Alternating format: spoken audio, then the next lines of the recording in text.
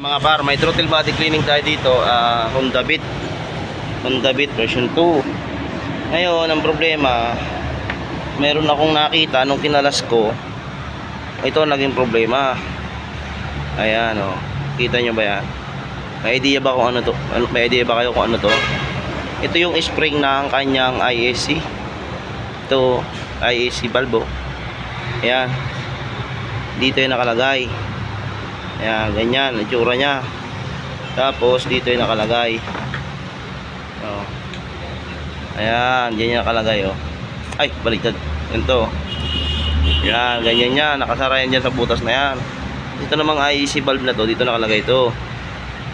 Ayan, dito. Ayan. Ngayon, nangyari, kita nyo, ang taas, oh. Oh, dapat ganyan lang siya, standard nya, ganyan, nakababa. Ay ngayon ganyan na. Tapos ang tigas oh. Oh. Dito yung nakabara. Papasok yung hangin dito. Ayan dyan. Nabutas na yan. Tapos yun nga magkukontrol itong valve na to. Ayan, ito magkukontrol ng hangin. Aangat siyang ganon. Aangat yan ng bahagya na ganyan oh. Aangat yan, yan umaangat yan pa ganon. Pag umangat yan, dito yung papasok. Lalabas pala dito. May butas yun dyan na maliit. Yan, ayun, kita nyo yun. Ayun, butas na maliit. Tapos doon na magsimula yung air and fuel mixture dito sa kanyang manifold. Oh, ngayon, dahil tinigasan yung spring, si hangin, hirap nang pumasok dyan, syempre. Di wala na. Laklak muna ng daming gas bago pasok yung hangin. Kasi tinigasan eh. Oh.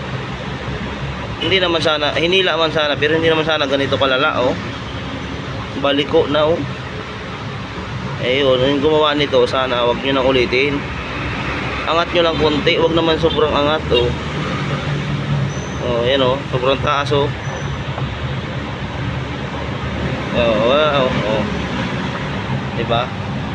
Barado na. Hirap umangat, bibirit muna todo to bago umangat talaga yan. Wala eh, hinila ng todo. Yan o.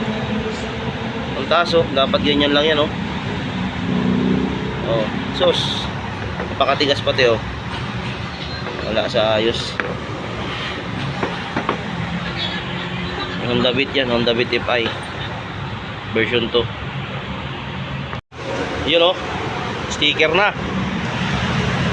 Alright. Okay na, yan na.